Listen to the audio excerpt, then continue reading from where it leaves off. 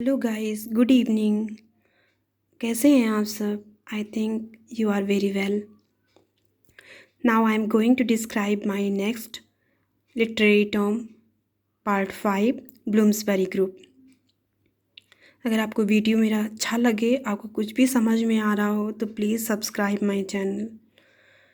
Now we just describe it. Bloomsbury Group.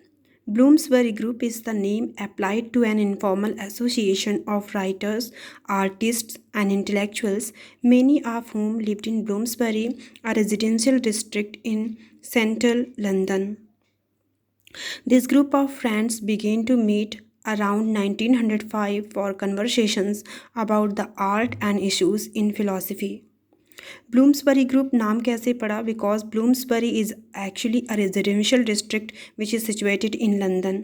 ठीक है, और यहाँ पे एक इनफॉर्मल एसोसिएशन क्रिएट की गई थी, आई थिंक वर्जीनिया वुल्फ से क्रिएट की गई थी। और यहाँ पे बहुत सारे ग्रुप ऑफ फ्रेंड्स आया करते थे मीटिंग के लिए 1905, ड्यूरिंग 1905 में, और वो कन्वर्सेशन करते थे अपने टॉपिक पे आर्ट एंड फिलॉसफी से related.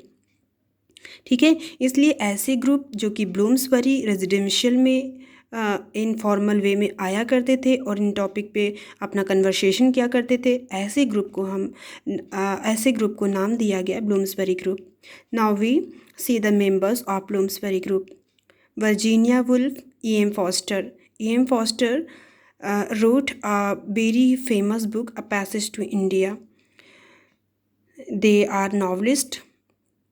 Duncan Grant, Vanessa Bell, painters. Vanessa Bell also a sister of Virginia Woolf. ये painters थे. Now Clive Bell, Roger Fry, art critics. Lytton Strachey, John Maynard Keynes. Lytton Strachey biographers, John Maynard Keynes, economist. They opposed the narrow post-Victorian restrictions in both arts and morality. जो उस समय के popular Victorian post Victorian restrictions थे, उनसे बिल्कुल भी opposite थे। किस सब्जेक्ट को लेके? The subject of arts and morality. They were not linked only by common interests and viewpoints, but also by complicated erotic license by both heterosexuals and homosexuals. ये हमेशा उन लोगों के कॉमन इंटरेस्ट के पॉइंट ऑफ व्यू से नहीं लिखते थे, हमेशा कॉम्प्लिकेटेड सब्जेक्ट को एराइज करते थे, हेट्रोसेक्सुअल एंड होमोसेक्सुअल से बिलोंग करते हुए। ठीक है, आई think you understand the Bloomsbury group. Now the next term, burlesque. What is burlesque? Burlesque is an incongruous imitation. It imitates the manner or the subject of a serious literary work or a literary genre, but makes the imitation amusing by a ridiculous disparity between the manner and the manner. ठीक है, अगर simple way में हम जानते हैं कि burlesque क्या है, तो बर्लेस्क इस टाइप ऑफ पैरोडी. ठीक है, किसी भी सीरियस सब्जेक्ट का अगर इमिटेशन किया जाए रिडिक्यूलिंग वे में, तो वो हमारा बर्लेस्क होता है. ठीक है, इसका पर्पस सटायर भी हो सकता है और ह्यूमरस भी हो सकता है, दोनों ही हो सकता है. ठीक है, जैसे एग्जाम्पल लेते हैं रेप ऑफ द लॉक. ये एपिक है, और मॉक एपिक इसलिए क्योंकि इससे जो है रिडिक्यूलिंग वे में लिखा गया है. इसका सब्जेक्ट मैटर भी बहुत ट्रिवियल है, और रिटन किसके थ्रू लिखा गया है? अलेक्जेंडर पोप के थ्रू. ठीक है, 18th सेंचुरी में. Now the next example, Joseph Andrews. इन्होंने जोसेफ एंड्रयूस, और ये लिखा गया है फील्डिंग के थ्रू, और रिडिक्यूल किया गया है पामेला. ठीक है, पामेला एक बुक है, और पामेला पे इसका रिडिक्यूलिंग वर्क है ये, Joseph Andrews, written by Fielding. Two types of burlesque. Now we take the first type of burlesque, high burlesque. Now the second, low burlesque. High burlesque को हम कैसे समझ सकते हैं? जैसे high burlesque means because the burlesque is based on only writing skill, जिसके through हम किसी भी सीरियस सब्जेक्ट को कन्वर्ट कर देते हैं रिडिक्यूलिंग वे में. तो इसका मतलब हमारे पास अच्छी टेक्निक होगी, और जितनी अच्छी टेक्निक होगी, form and style high level का होगा, वो हाई बर्लेस्क होगा. और सब्जेक्ट मैटर जितना ही लो लेवल का होगा, वही हाई बर्लेस्क होगा. क्यों? लो लेवल का सब्जेक्ट मैटर होगा, तभी तो वो रिडिक्यूलिंग होगा. ठीक है, now the second, low burlesque. Subject matter is very high and form and style is very low. This is the burlesque. Now the next term, Chronicle place.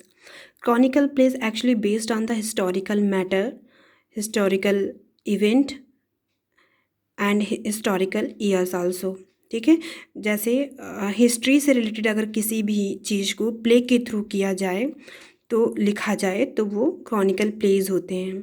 ठीक है, जैसे chronicles written by Raphael Holinshed, Edward second Marlowe, Richard second Henry eighth, Henry fourth part first, Henry fourth part second, Henry five, Henry six part first and second by Shakespeare. Julius Caesar and Antony and Cleopatra is a Roman play written by Shakespeare and it is also a chronicle play। ठीक है, क्योंकि ये सारे characters जो हैं वो historical characters हैं और उन्होंने ड्रामा के थ्रू इसे ड्राइव किया है अपने ड्रामा में। ठीक है, next we take the topic dissociation of sensibility. What is dissociation of sensibility? Dissociation of sensibility was a phrase introduced by T.S. Eliot in his essay The Metaphysical Poets 1921। ठीक है, तो dissociation sensibility एक phrase है जो introduce किया गया था T S Eliot के थ्रू उनके एक एस्से द मेटाफिजिकल पोएट्स 1921 में। ठीक है, तो ये इनका एस्से है और यहाँ से ही इन्होंने ये फ्रेज़ को कॉइन किया था। Eliot claims was that John Donne and other metaphysical poets of the earlier 17th century, like Elizabethan and Jacobean dramatists, possessed a mechanism of sensibility which could devour any kind of experience was lost by the later poets।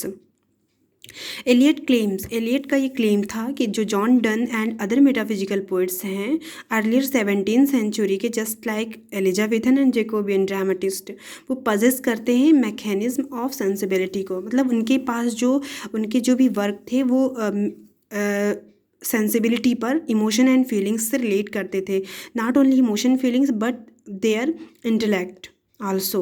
ठीक है, वो अपने bit power को use करते थे और उसे mingled करने का काम करते थे फीलिंग्स एंड इमोशंस में। वो अपने हर एक एक्सपीरियंस को रियलाइज़ करते थे ताकि इतना ज़्यादा वो अपने एक्सपीरियंस को इस तरीके से लिखते थे ताकि जब कभी भी रीडर्स उन सारी चीज़ों को पढ़े या ऑडियंस उसे सुने तो वो उन सारी चीज़ों को अपने हार्ट में फील कर सके। ठीक है, वो ऐसा विट पावर यूज़ करते थे। तो वी कैन से दैट यहाँ पे इन्होंने अप्रिशिएट किया है टी एस एलियट ने कि जितने भी 17th सेंचुरी ने एलिजाबेथन एंड जेकोबियन ड्रामेटिस्ट जो थे वो एक मिंगल्ड करते थे इमोशन फीलिंग्स को अपने इंटेलेक्ट के साथ। According to Eliot, this was the result of natural development of poetry after the metaphysical poets। ठीक है, तो ये रिजल्ट किसका था, क्यों आई, एलियट ने ऐसा क्यों किया, ऐसा डिसोसिएशन ऑफ सेंसिबिलिटी को क्यों एज अ फ्रेज यूज़ किया, इंट्रोड्यूस क्यों किया? क्योंकि इसके पीछे का रिजल्ट था कि natural development of poetry after the metaphysical poets who had felt their thoughts. ठीक है, वो इन्होंने सारे ही एज के पोइट्स को और उनकी बहुत सारी बुक्स को पढ़ा और उन्होंने ये पाया कि जो भी मेटाफिजिकल पोइट्स से पहले जो भी राइटर्स थे वो हमेशा उनके थॉट्स जो है immediately as the odour of rose, उनके जो थॉट्स थे वो मिक्स रहते थे हमेशा इमोशन एंड फीलिंग्स में, और रीडर भी उनसे इमोशनली अटैच हो जाया करते थे, उनका ऐसा बीट और पावर था। ठीक है, तो their thoughts as immediately as the odour of a rose, मतलब रोज़ की जैसे जो भी फ्रेगरेंस ऑफ द रोज़ था, जैसे रोज़ का फ्रेगरेंस चारों तरफ फैलता है, इन द सेम वे उनके जो विचार थे, उनके जो आइडियाज़ थे वो भी रीडर्स के थ्रू रियलाइज़ किए जाते थे और उसे फॉलो भी किया जाता था। द मेटाफिजिकल पोएट से ही explain so this fusion of thoughts and feelings takes place. ठीक है, फ्यूज़न मतलब mingling of thought and feelings, mix thought and feelings, thought और फीलिंग्स, इंटेलेक्ट, वो सारे इनके मिक्स थे, a fusion of thought and feelings. Eliot uses John Donne poetry as the most prominent example of unified sensibility and thought.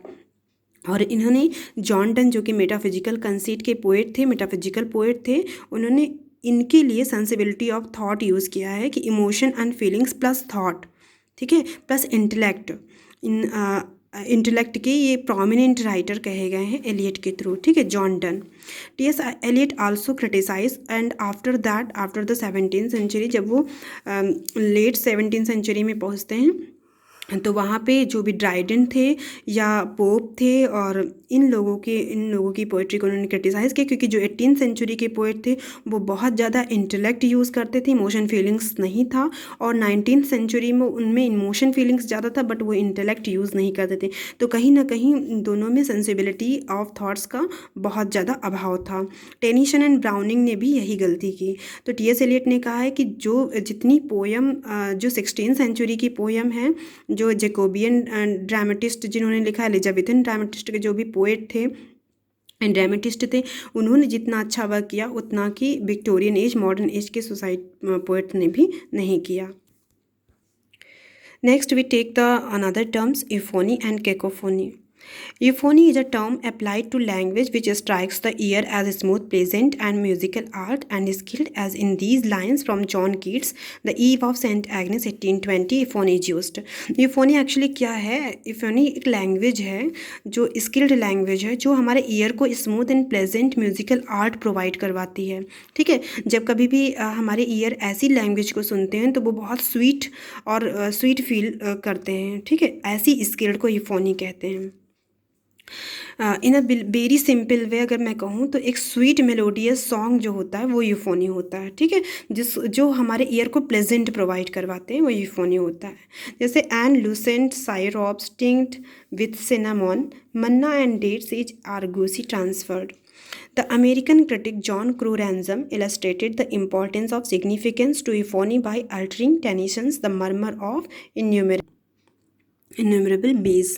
ठीक है, तो जो है मतलब जेसी रैंसम ने इलस्ट्रेट किया है टेनिसन की पोएम को। उन्होंने कहा है कि ये जो है एक्चुअली एक यूफोनी है। Cacophony or dissonance is perceived as harsh, rough and unmusical. ठीक है, तो कोकोफोनी जो है, कैकोफोनी जो है वो बिल्कुल भी अपोजिट है यूफोनी के। ठीक है, क्यों? क्योंकि इसमें जो है हार्श और रफ अनम्यूजिकल स्किल्ड को यूज़ किया गया है. The discordancy is the effect not only the sound of the words but also of their significance conjoined with the difficulty of enunciating the sequence of the speech sounds. ठीक है, तो इनके sounds हमेशा एक अनम्यूजिकल, rough and harsh थे। ठीक है, this is very different, very opposite of the euphony. Now the next term, ecocriticism terms. In other video, I describe the eco-criticism terms, literary terms, part 6. If you like my video, please subscribe my channel. I request you again. Thank you so much for seeing my video.